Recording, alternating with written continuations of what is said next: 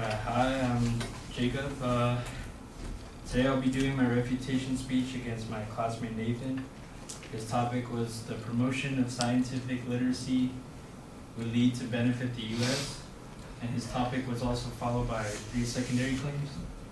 The first being, it will help you stay healthy. Second, it will help you save money. And the third one, it will benefit our future generations.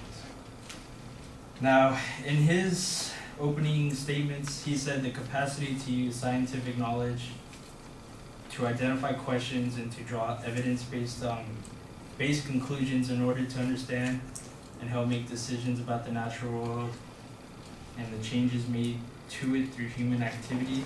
He says that is what it means to be scientifically literate. And he says, long gone are the days where ignorance was the norm, and we are still suffering many negative repercussions passed down to us by previous generations, such as climate change, inefficient fuel sources, and sheer destruction of nature. Now, all 3 of his supporting claims are not even related to the repercussions or whatever passed by previous generations. And in his paper, he mentions that it will help you stay healthy. He supports these claims by providing evidence, which talks about how we as people misinterpret information given to us about the body and the causes of disease. At the end of this paragraph, he cited, people with the limited health literacy skills may not know when or how to seek care. Now, health literacy is a bit different than scientific literacy.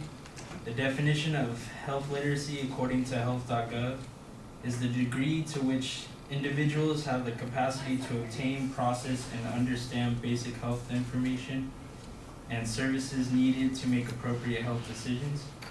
Scientific literacy is based on scientific concepts to understand daily life, which differs quite a bit compared to health literacy.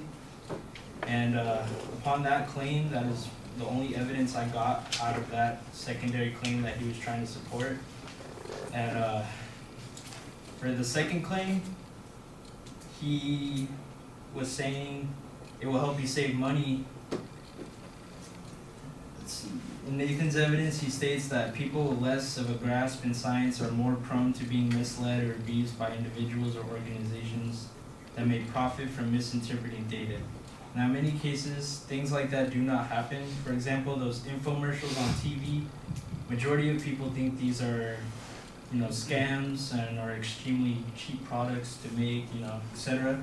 However, in the article, many buy, few often, nearly 3/4 of infomercial buyers say they've been satisfied with their purchases and with the process of buying the products, generally done by phone or internet. He also mentions about lack of scientific literacy leads to the amount of credit card debt we have established. Again, that does not relate to scientific literacy, but more towards financial literacy, being able to make financial decisions based on basic financial information. In his third claim, how it will benefit our future generations, he talks about how scientific literacy will help benefit, and he wants future generations to take up higher interest in science, which leads to the question, what about like the other subjects that we learn in school, for example, history, math, English? History would also actually be quite beneficial in understanding what has happened in the past, because if we do not learn about it, then we are more likely to repeat it. Math is a very logical way of learning, probably one of the only logical standpoints in education that we still have today.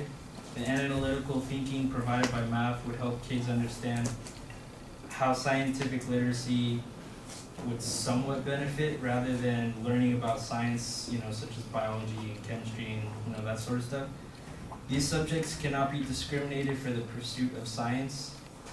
This third and final claim, however, have very little evidence or reasoning to sustain why scientific literacy would benefit future generations.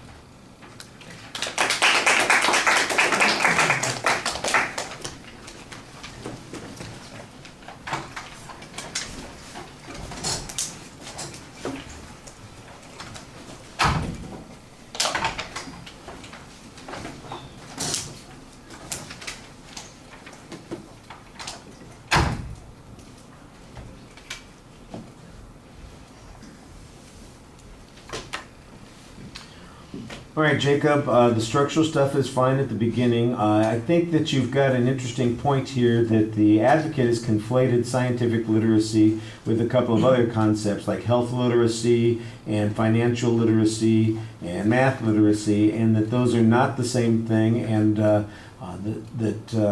by him equating them as being the same thing, he's creating a sweeping generalization on these arguments.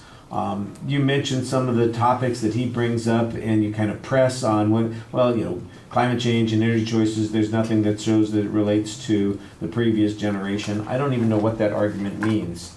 What's the consequence of that? In other words, are you saying that we don't know who's responsible for climate issues or who's responsible for our energy choices, or that that there's no demonstration by the advocate that it was because of ignorance that they made those choices? I'm just not sure what you get with the press that you're giving there. What is it? What consequence does it have to the argument? On the argument about health literacy not being the same as scientific literacy, I think that that's an important point, because there are complicated factors that are likely to be alternate causalities of the problem that people run into. Knowledge, for instance, of what resources are available to them, what the likelihood of effective treatments are. The absence of information on those things, you can understand what your disease is and what the course of that disease is all that you want because you were scientifically literate. But if you don't know how to access health care, if you don't know how to follow up on your treatment or take your prescriptions, if you can't listen to what the doctor tells you to do in those situations, having that other kind of knowledge doesn't matter. I think that's sort of what your argument here is, but you need to make those in declarative sentences, and it really feels a lot of times, especially on the second and the third points, that you're just kind of wandering around saying things about what the advocate said without telling us what those things mean. So why does that mean that the advocate's wrong? Why does that mean that what the advocate said here is unimportant? How does that diminish the argument that they're presenting? I think you need to be much more forceful in making those statements. I did like the one argument that you said on the infomercials.